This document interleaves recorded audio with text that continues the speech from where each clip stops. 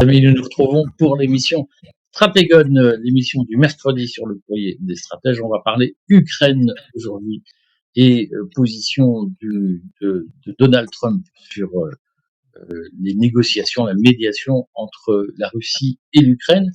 On en parle avec Éric Denessé. Bonjour Éric. Bonjour.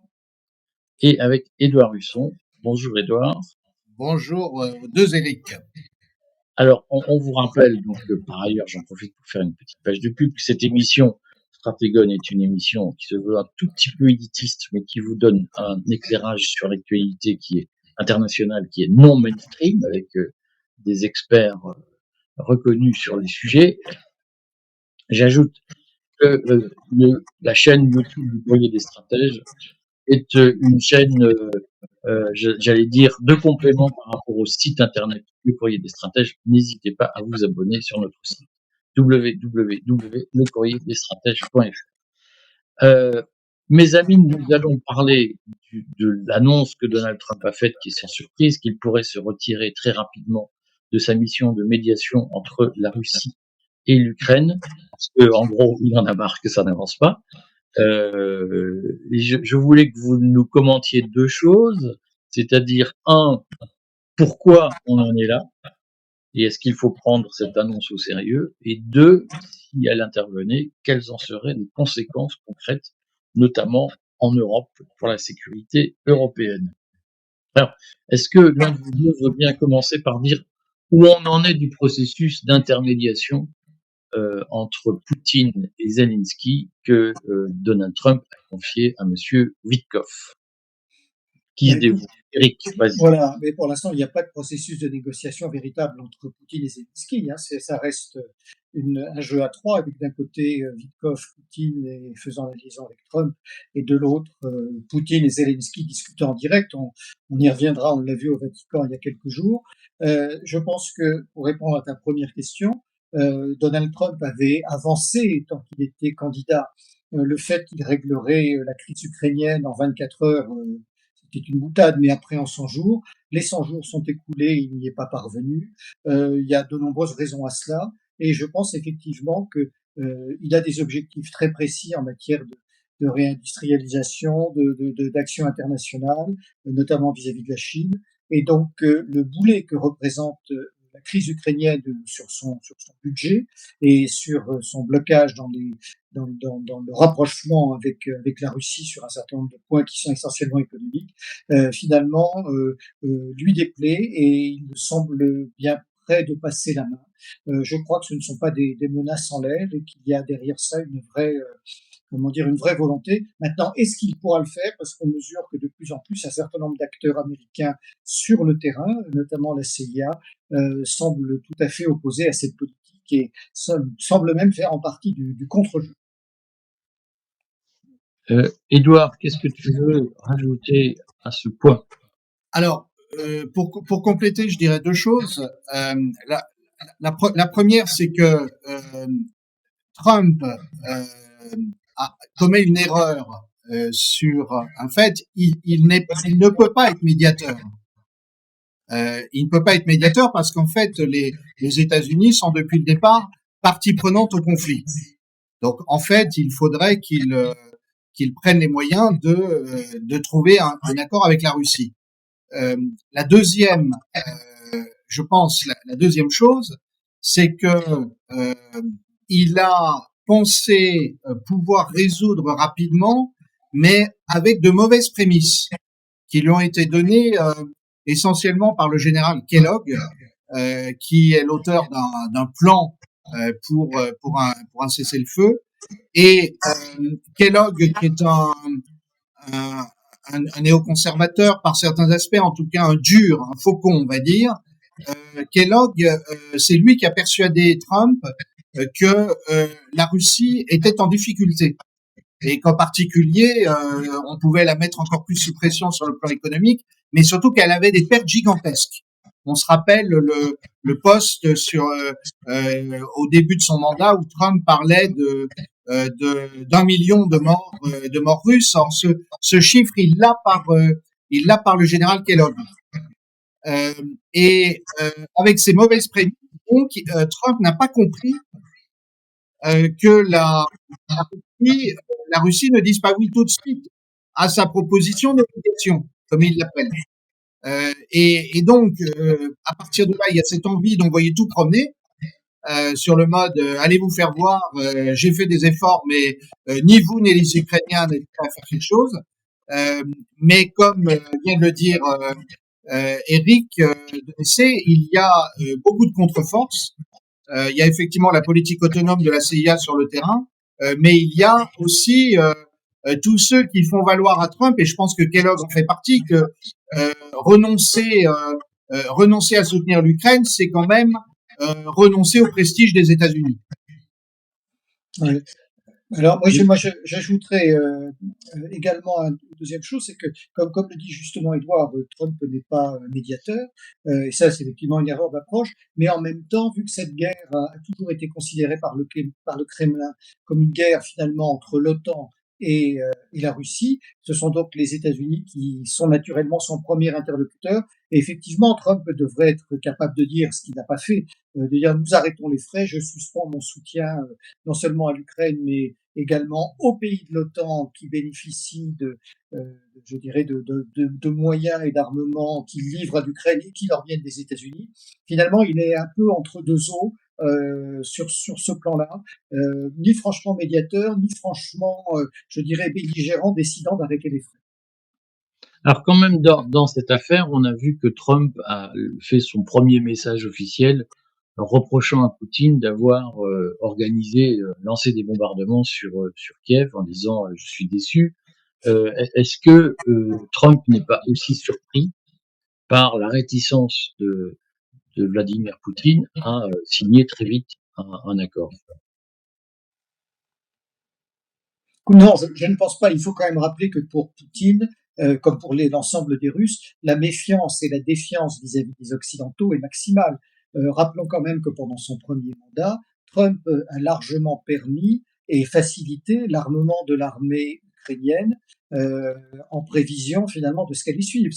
Rappelons qu'il est arrivé au pouvoir en 2016, que depuis 2 ans à cette date, les Ukrainiens menaient déjà régulièrement des bombardements et des opérations dans le Donbass, que on se disait bien que peut-être les Russes réagiraient un jour, donc il fallait continuer à armer à la fois ces forces armées ukrainiennes contre les Russes éventuellement, mais aussi contre le Donbass, puisque toute une série d'unités militaires des oblasts russophones avaient fait défection avec armes et bagages. Et puis, n'oublions pas toujours de cette stratégie américaine qui est celle finalement qu'on avait observée en 78, depuis 78, lorsque Brzezinski était conseiller pour la sécurité de Carter, puisqu'il avait à l'époque poussé la CIA et le président Carter à financer l'opposition au régime de Kaboul, qui était le régime communiste de Babrak Karmal, en espérant bien sûr créer le trouble et pousser les Russes à l'intervention pour les piéger en Afghanistan. Donc, encore une fois, ce n'est pas une vue de l'esprit que de dire que les Américains sont en partie à l'origine de ce conflit, puisque cette stratégie, l'histoire nous prouve qu'elle a déjà existé en 1978. À partir de ce moment-là, il est légitime que les Russes soient tout à fait méfiants des engagements et d'attitudes non seulement des Américains et de Trump. Et puis, on oublie que pendant la campagne présidentielle, Poutine a déclaré à plusieurs reprises que finalement, que ce soit Trump ou Kamala Harris, ça ne changeait pas grand-chose pour lui. Et finalement, je pense qu'il est tout à fait prêt à négocier pour ne pas avoir la politique de la chaise vide vis-à-vis des avances qui lui sont faites par les Américains. Mais il n'est absolument pas convaincu que les engagements que prennent ses interlocuteurs seront durables. Et puis, je pense qu'il a aussi conscience que le temps joue plutôt pour lui. Edouard, sur ce point. Je crois qu'en fait, les Américains commettent toujours la même erreur vis-à-vis des Russes, c'est de ne pas écouter ce que disent les Russes. En fait, Poutine, depuis au moins juin 2024, a posé le cadre d'un règlement du conflit du point de vue russe. Donc, en fait, il a posé les bases d'une négociation. Et dans cette négociation, par exemple, il est dit que dans ce cadre posé par Poutine, pardon, il est dit que les 4 oblasts annexés de facto, mais pas encore complètement militairement conquis en septembre 2022, eh bien, ils feront partie de la Russie. Que ça n'est pas négociable. De ce point de vue-là, Poutine ne peut pas bouger. De toute façon, s'il bougeait, je pense que ça serait mauvais pour sa position politique en Russie, parce que faut pas oublier que Poutine est modéré par rapport à beaucoup d'acteurs russes qui pensent à l'avenir. À partir de là, comment comprendre que le plan Kellogg, puisque c'est de lui que je parlais tout à l'heure, non seulement ils disent on ne reconnaîtra que l'annexion de la Crimée, mais en plus il ne veut entériner ni la perte des territoires des 4 oblasts, ni d'ailleurs la demande de Poutine, des Russes, de renonciation définitive à la présence de l'Ukraine dans l'OTAN. Ils disent oui, dans les propositions américaines, dans ce qui a été montré cette semaine aux Européens et aux Ukrainiens, l'adhésion de l'Ukraine à l'OTAN est suspendue. Elle n'est pas définitivement abrogée. Et donc, de ce point de vue, on ne voit pas comment les Russes peuvent avancer. Est-ce qu'il y a un risque d'effondrement de l'Ukraine sur lequel Vladimir Poutine parierait aujourd'hui pour, au fond, faire patienter les Américains en se disant le temps joue en ma faveur et je vais récupérer Odessa comme un fruit mûr qui va tomber de l'arbre? C'est difficile à dire. Effectivement, on peut tout à fait envisager qu'avec une suspension de l'aide américaine, aussi bien en matière de renseignement, de livraison de munitions et d'armement et de conseillers techniques de toutes sortes sur place, que ce soit dans les états-majors ou sur le terrain, il y aurait un encablement d'ici quelques mois, un effondrement progressif de l'armée ukrainienne. Ça, c'est assez clair. Maintenant, c'est à quelle vitesse, dans quel délai. Ça obligerait Moscou de toute façon à avancer beaucoup sur le terrain, à déployer ses troupes. Je pense pas que ça poserait de problème opérationnel majeur tant que les Russes restent dans les régions à forte dominante russophone. Nous n'avons pour l'instant aucun exemple d'une guérilla de type ukrainienne dans les zones contrôlées par les Russes, alors qu'il existe à l'opposé des mouvements d'action de sabotage et de renseignement favorables aux Russes dans les zones non russophones, en tout cas à majorité ukrainienne. Donc je pense que s'il a la sagesse de rester sur ces zones, c'est-à-dire probablement jusqu'au Dniepr, peut-être pourrait-il le faire. Maintenant, effectivement, je pense qu'on aurait aussi la question qui se posera, c'est comment est-ce que l'Europe réagirait par rapport à cela? Est-ce qu'on aurait un sursaut avec les moyens qui sont ceux de l'Europe, donc qui continuerait finalement à ralentir la terrible échéance pour l'armée ukrainienne? Est-ce qu'il y aurait une montée aux extrêmes côté européen en envoyant des troupes? C'est assez difficile à dire. D'après les informations qu'on a, c'est aussi je dirais dans le jeu de rôle dans la prospective que font les Russes aujourd'hui, les questions qu'ils se posent. Parce que eux-mêmes sont obligés d'essayer d'anticiper un abandon par les Américains du soutien à l'Ukraine, et ça va remettre d'une certaine manière en question la tactique militaire qu'ils utilisent aujourd'hui sur le terrain. C'est-à-dire? C'est-à-dire qu'ils font une avancée régulière, ils grignotent, il n'y a pas de percée. Je vois mal une percée dans les circonstances actuelles. Ils solidifient systématiquement toutes les positions acquises. Ils continuent bien sûr à détruire autant qu'ils le peuvent les forces ukrainiennes, mais ils n'ont pas a priori les moyens de faire une percée. Et surtout, leur but c'est de ne perdre aucun territoire acquis avec une éventuelle négociation, c'est-à-dire si la guerre s'arrêtait maintenant, c'est-à-dire d'échanger un certain nombre de territoires dont ils se sont emparés dans la province de Kharkov contre les zones des trois autres oblasts dont ils n'ont pas reconquis le territoire en totalité. Édouard, sur cette question? Oui, alors je crois qu'il y a plusieurs choses. D'abord, la Russie est entrée dans une phase où ils ont l'avantage en termes de mobilisation. Ils mènent une guerre qui, de leur point de vue, n'est pas une guerre de haute intensité, parce qu'ils ont relativement peu de pertes et ils sont économes en vie humaine. Mais on peut dire que d'après les projections démographiques, les Russes ont jusqu'à la fin de la décennie pour mener ce type de guerre et pour ne pas être confrontés à la question d'une mobilisation plus massive.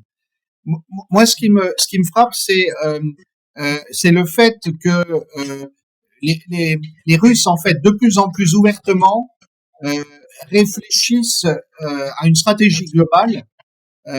J'en veux pour exemple ce qui moi-même m'a surpris parce que j'étais sceptique et d'ailleurs je l'ai dit au lecteur du courrier, je m'étais trompé. Je ne croyais pas qu'il y avait des soldats nord-coréens qui avaient été engagés sur le front. Je pensais qu'il y en avait qui s'entraînaient en Russie, mais j'étais sceptique sur le fait qu'ils ont été sur le front. Mais si on réfléchit à pourquoi les Russes ont annoncé ça et pourquoi les Nord-Coréens l'ont confirmé, eh bien, c'est très clair que dans la situation actuelle de tension très forte entre les États-Unis et la Chine, parler d'un engagement nord-coréen sur le front de course, c'est dire qu'à l'inverse, si les États-Unis essayaient de déstabiliser la Corée du Nord, à ce moment-là, les Russes pourraient intervenir. Mais ça veut dire que les Russes ne pensent plus simplement guerre d'Ukraine, qu'ils pensent en fait à l'ensemble de la ligne de friction entre le monde occidental et, on va dire, les puissances terrestres eurasiatiques, pour reprendre la vieille dichotomie de Mackinder et de la géopolitique anglo-américaine. Et ça veut dire aussi que Poutine inclut la question de l'Iran dans ses calculs stratégiques. Et c'est ça qui rend difficile, je crois, l'anticipation sur ce qui va se passer. Mais quand même, je lisais, donc je vais insister un peu sur ce point parce que je vous trouve un peu excessif sur votre ligne. Je lisais dans le Financial Times, je crois que c'est le Financial Times ce matin, un long article sur l'économie de guerre russe. Et cet article est intéressant parce que c'est à ma connaissance la première fois que dans la presse occidentale, on dit ouvertement qu'au fond, la situation financière, économique de la Russie est florissante, s'est améliorée grâce à l'économie de guerre. Et l'article posait la question qui, de mon point de vue, est une question intéressante, judicieuse. L'article posait la question de, au fond, Poutine n'a pas un besoin vital de maintenir cette économie de guerre parce que s'il devait s'arrêter, il aurait, avec les sanctions notamment, du mal à gérer sa situation intérieure. Non, oui, c'est effectivement une réflexion intéressante, mais c'est pas tant l'économie de guerre que les sanctions qui ont permis à l'économie russe de décoller. Parce que quand on regarde le budget de défense, il y a des chiffres très intéressants qui ont été publiés il y a 3 jours par l'Institut SIPRI de Stockholm sur le désarmement. On observe que, encore une fois, d'après les chiffres, le budget de défense de la Russie a cru de 38%. Par rapport au début de la guerre. Et honnêtement, s'ils étaient dans une guerre totale, si on prend l'exemple pour nous de 1914 ou 1940, les budgets des belligérants n'ont pas augmenté de 38%. Les augmentations ont été infiniment supérieures. Donc ça veut dire que malgré les sanctions et malgré le conflit, les Russes arrivent, je dirais, un petit peu comme un mixeur qui s'occupe des sons. Ils arrivent à gérer les différents paramètres et à s'en sortir assez bien. Sur ce plan-là, moi, je ne suis pas convaincu que la poursuite de la guerre soit du tout quelque chose de négatif pour l'économie russe. D'ailleurs, on voit bien que, par certains aspects, Poutine, lui, souhaiterait que l'on sorte de cette logique-là. Maintenant, en ce qui se concerne la Corée, là, je rejoins Edouard. On a tous été prudents et on a mis très très fortement en cause les propos que tenaient Zelensky et les Ukrainiens et les Sud-Coréens sur la présence de troupes nord-coréennes, parce que les Ukrainiens ont tellement menti, nous ont tellement fait de la désinformation sur n'importe quel sujet qu'il fallait être très prudent. Par contre, Effectivement, c'est très intéressant d'avoir vu Poutine faire officiellement, reconnaître la mort de 600 combattants et la présence des troupes nord-coréennes à ses côtés, notamment dans la poche de course. À noter qu'il les a uniquement utilisés pour reconquérir du territoire russe. Pour l'instant, aucun élément ne permet de dire qu'ils sont entrés en Ukraine. Et à mon avis, peu de choses. Je ne crois pas qu'ils iront. Euh, Par contre, là où je suis un peu plus mesuré qu'Edouard, c'est que non seulement indéniablement les Russes réfléchissent au niveau global, mais je ne crois pas qu'ils prennent le paramètre Chine dans le comment dire, dans la réflexion, parce que on voit bien que le conflit entre les États-Unis et la Chine est quasiment impossible. Les économies sont tellement imbriquées. Il y a l'histoire des microprocesseurs. Donc, je pense qu'en tant que tout analyste géopolitique se rend compte que là, il y a bien sûr des tensions, qu'elles soient liées à Taïwan ou à d'autres choses, mais que finalement, même avec les taxes douanières, on voit que ça monte. C'est plus un jeu d'ego qu'un véritable risque pouvant déboucher sur un conflit, comme par exemple celui qui existe actuellement entre l'Inde et le Pakistan. L'intérêt des Russes, par contre, c'est effectivement de s'attacher des pays comme la Corée du Nord ou l'Iran, qui ont fort peu d'alliés, qui peuvent lui fournir du matériel, qui peuvent lui fournir des hommes, et ça c'est aussi quelque chose d'important côté russe, c'est avoir récupéré des hommes pour laisser laisser du temps à ces armées pour continuer à se préparer, à former les individus issus de la mobilisation partielle ou du volontariat, et puis effectivement d'avoir malgré tout quelques épines dans le pied vis-à-vis des Américains pour contrarier leur jeu international et les amener à jouer. Donc sur ce plan, je suis globalement d'accord avec Edouard, mais plus sur ce paramètre de choisir des acteurs entre guillemets faibles ayant peu d'alliés que d'être dans un jeu plus global avec la Chine. Euh, voilà, ce qui me semble une équation légèrement différente. Alors, sur la question de l'économie russe, je pense qu'effectivement, les sanctions ont été l'occasion, en fait, dès 2014, dès les sanctions postérieures à l'annexion de la Crimée, ont été l'occasion pour le pouvoir russe de mettre en place une substitution aux exportations, développer de nouveaux secteurs économiques. Je rejoins ce que dit Eric Denessé sur le passage à l'économie de guerre. Je pense qu'il a été incomplet au sens où la Russie ne s'est pas lancée dans une guerre totale. En revanche, que le secteur de la défense soit important pour l'économie, sans aucun doute. Moi, si je reviens à Trump et à sa difficulté à résoudre la guerre d'Ukraine, je me demande s'il n'y a pas en fait un parallèle entre son idée que par les tarifs protectionnistes, il va faire plier la Chine, et l'idée que par les sanctions, plus de sanctions, mieux ajustées, on peut faire céder la Russie.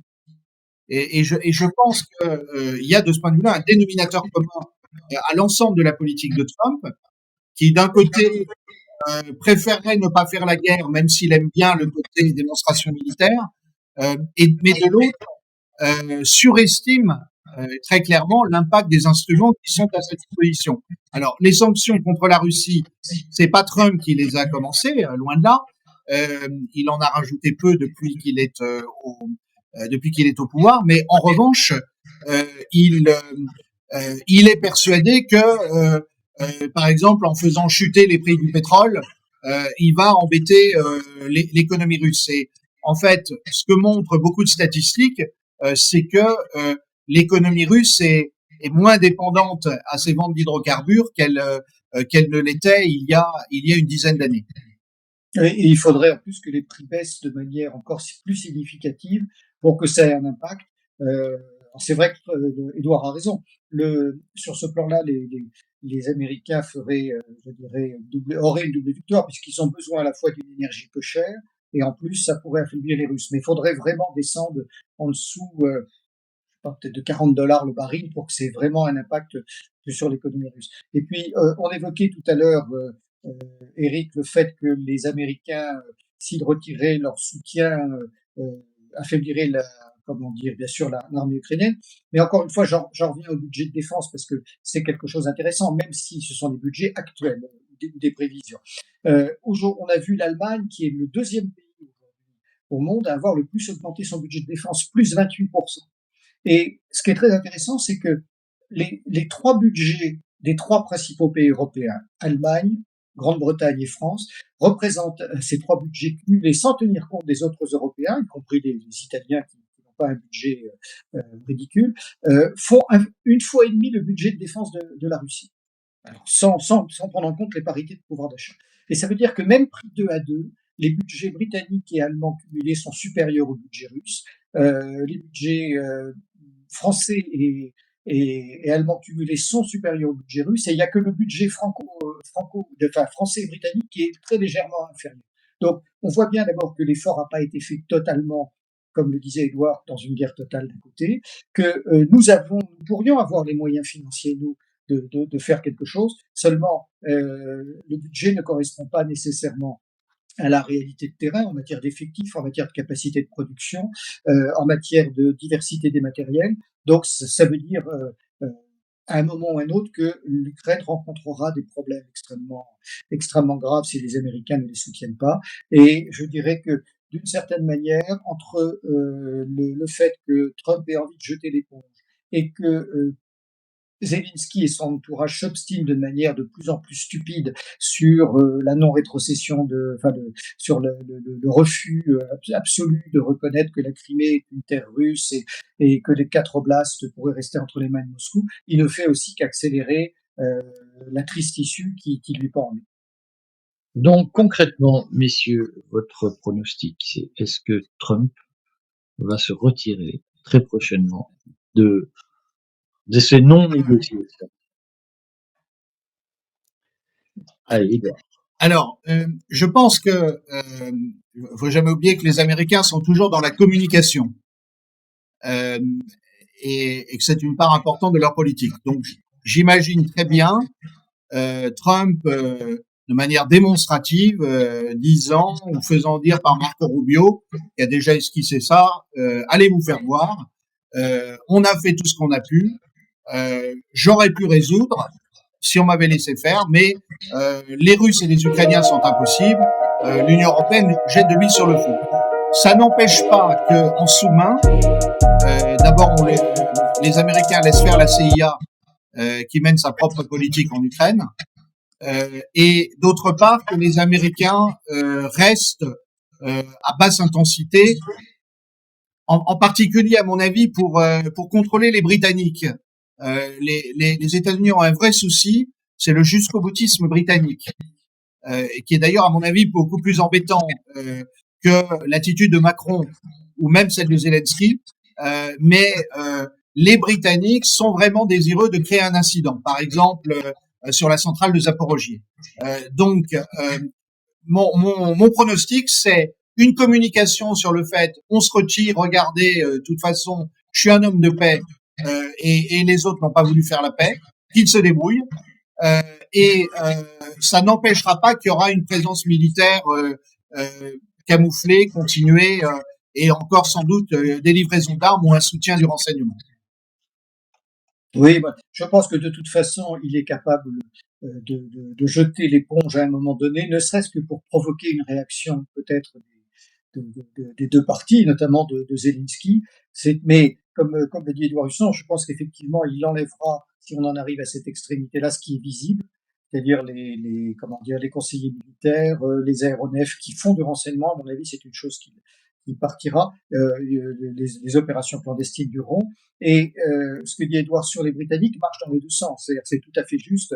Le jusqu'au-boutisme des Anglais est absolument sidérant. Il y a encore eu dans la presse britannique un certain nombre de révélations sur leur application qui montrent que à plusieurs reprises pendant le conflit, lorsque les Américains excédés des attitudes ukrainiennes ont failli commencer à ralentir leur soutien, c'est Londres qui a vraiment milité pour faire en sorte que, tout simplement pour rabibocher Kiev et Washington. C'est Londres qui est derrière l'offensive de course. C'est Londres qui a formé près d'un millier de commandos de marine pour essayer de débarquer dans la région de Kherson en franchissant en franchissant le Dniepr, mais il faut pas non plus, il faut pas, ça va, c'est l'effet miroir de ce que disait moi. Les Anglais sont aussi des gens qui font pression sur les Américains pour qu'ils ne lâchent pas l'Ukraine. Et donc, je pense qu'on arriverait probablement à une fin de soutien officiel, probablement fin de financement aussi, et fin de disparition vraiment des forces visibles américaines. Et puis derrière ça, il y aurait toujours une présence des opérations clandestines, parce qu'il est difficile pour un président des États-Unis de ne pas garder un œil sur ce qui se passe sur le terrain. Mais de toute façon, ça ne ferait encore une fois que accélérer, je dirais, l'issue du conflit dans le sens positif aux Russes, même si c'est pas quelque chose qui va se faire en quelques semaines. Concrètement, si Trump passait à l'acte et se retirait de sa présence bienveillante, on va dire c'est comme ça, ce serait quoi les conséquences pour Zelensky, selon vous? Alors, il y a deux, il y a deux aspects. Il y a la marge de manœuvre de Zelensky de mon point de vue. Euh, c'est compliqué de l'évaluer parce que tout le monde personnalise la personne de Zelensky avec sa mise en scène permanente.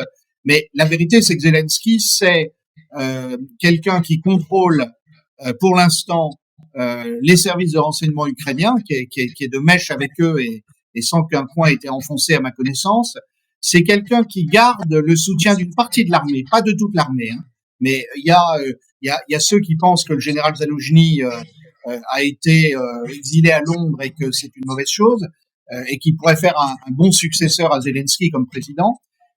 Mais par ailleurs, il faut pas oublier que Zelensky est aussi soutenu par les éléments les plus extrémistes, les bataillons de type Azov. Alors, ils le soutiennent comme la corde soutient le pendu. Mais pour lui, ça lui permet pour l'instant de se maintenir au pouvoir.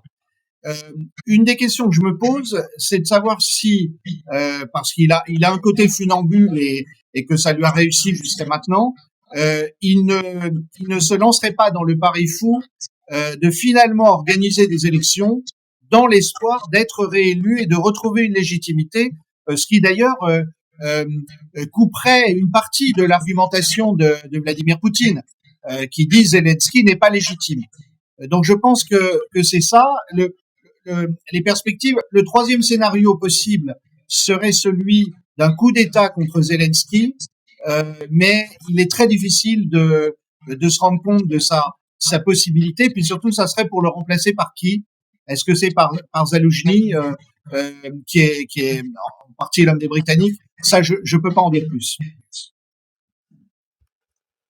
Oui, alors, je sais effectivement, la perspective d'Edouard est intéressante. On voit déjà que les Ukrainiens ont décalé les élections législatives qui devaient avoir lieu avant l'été. Elles sont reportées à l'automne. Donc, c'est vrai que le régime ne fonctionne absolument plus selon les institutions. Maintenant, il y a plusieurs éléments dans ce que vient de dire Edouard sur lequel sur lequel je souhaite réagir. D'une part, effectivement, on a avec Zelensky quelqu'un qui a à la fois réussi à acquérir un fort pouvoir, en tout cas une forte capacité d'influer les événements dans son pays, mais qui est quand même toujours obligé de naviguer entre plusieurs forces au sein de la structure ukrainienne, que ce soit d'une part l'armée, d'autre part les extrémistes, ultranationalistes ou néo-nazis, peu importe comment on les appelle, la population, parce que la fatigue de la population vis-à-vis de la guerre est importante, le refus de mobiliser les 18-24 ans l'est aussi, et puis tout ce qui est lié aux affaires internationales.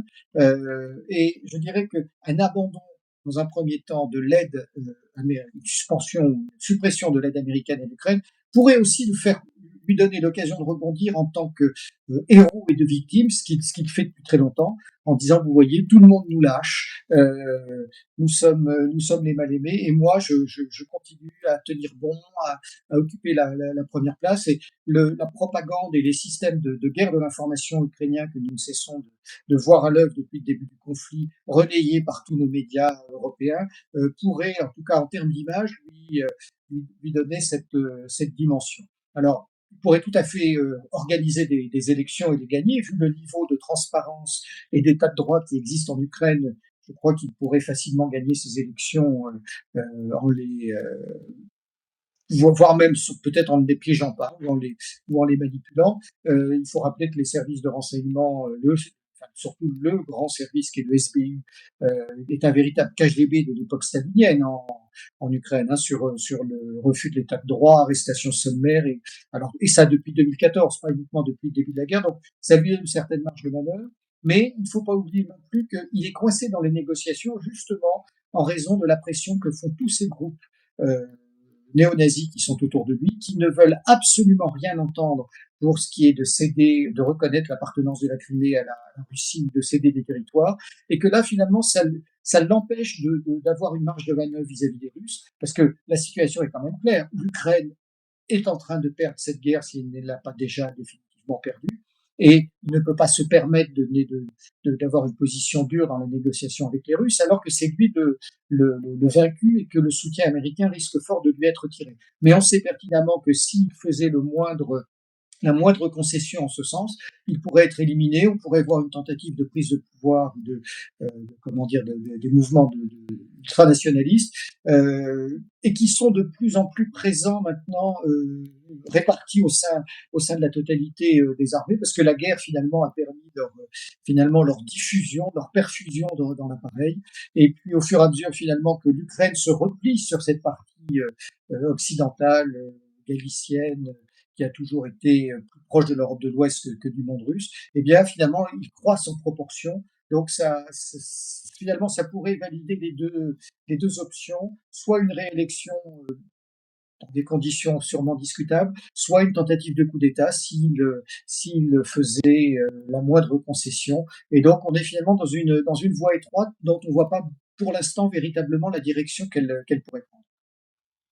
Et pour l'Union européenne, et notamment la France, l'Allemagne, l'Angleterre, il se passe quoi si les États-Unis lâchent Zelensky et au fond laissent Poutine avancer en Ukraine? On voit dans les réactions de l'UE au plan Kellogg et aux menaces de Trump de tout envoyer promener, on voit l'inquiétude des Français et des Britanniques, parce que l'idée d'envoyer des troupes en Ukraine ne tient que s'il y a un soutien militaire américain continué.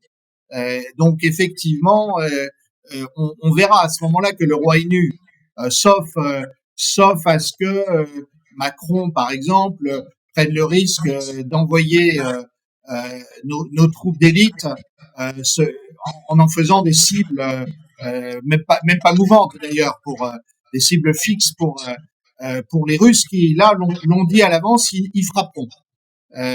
Donc ça tournerait au désastre de relations publiques. Mais je pense qu'il y a un problème plus fondamental, qui est de savoir pour l'Union européenne comment continuer à soutenir l'Ukraine sans intervenir militairement, en sachant que militairement il est quasiment impossible d'intervenir en étant crédible. Et c'est bien là, je crois, la difficulté pour Macron et pour Merz, qui devrait devenir chancelier la semaine prochaine, et pour Madame von der Leyen. Ouais, mais l'autre élément qu'il faut avoir à l'esprit, à mon sens, c'est les risques liés au jusqu'au boutiste. Il y a bien sûr Zelensky en est un, mais il y a trois acteurs qui le sont en partie ou qui pourraient le devenir encore plus. Ce sont les Britanniques, les Polonais et non pas les Français, mais Emmanuel Macron.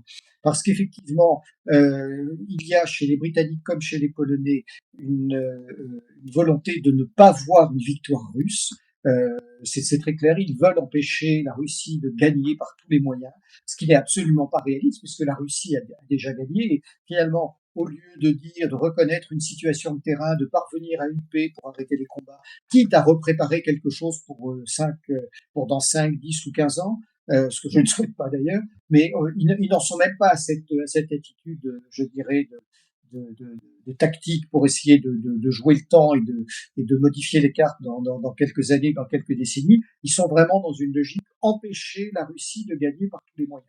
Les Britanniques, on le disait il y a un instant, étant les plus excessifs, les Polonais, bien sûr, ne voulant pas se retrouver avec une armée russe qui a avancé, qui soit plus proche de leurs frontières. Donc là, il y a un vrai risque de création d'incidents, de montée aux extrêmes, qui serait de toute façon probablement validé et encouragé par Zelensky. L'autre élément, c'est bien sûr l'attitude française.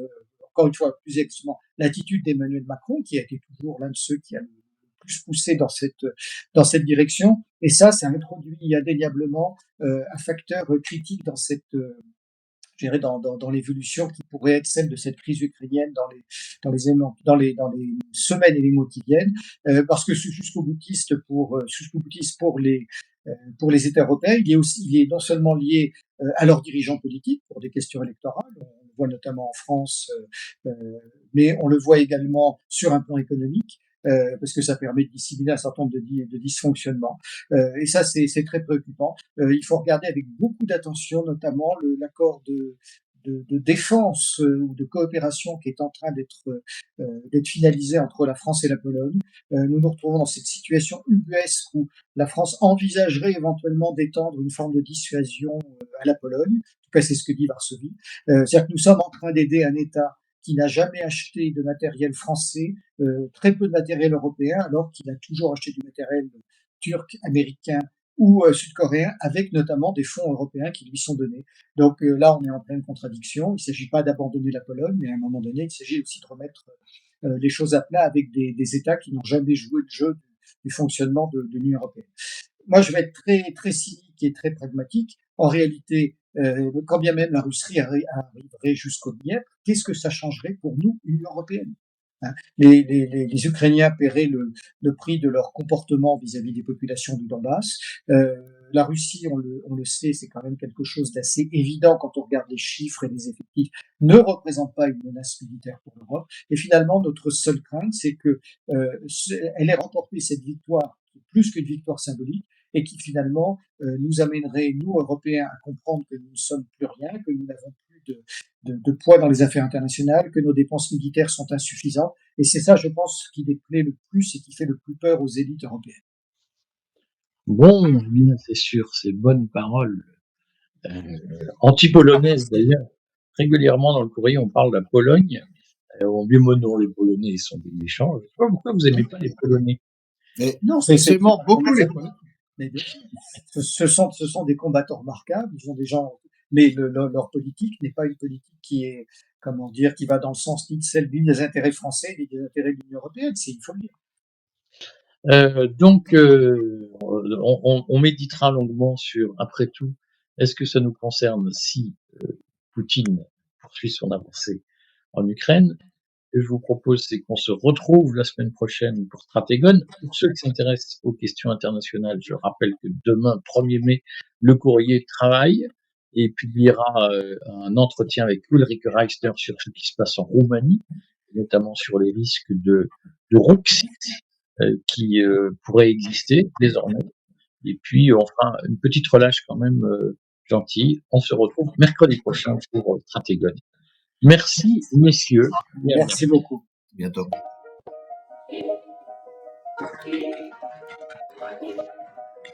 Thank you.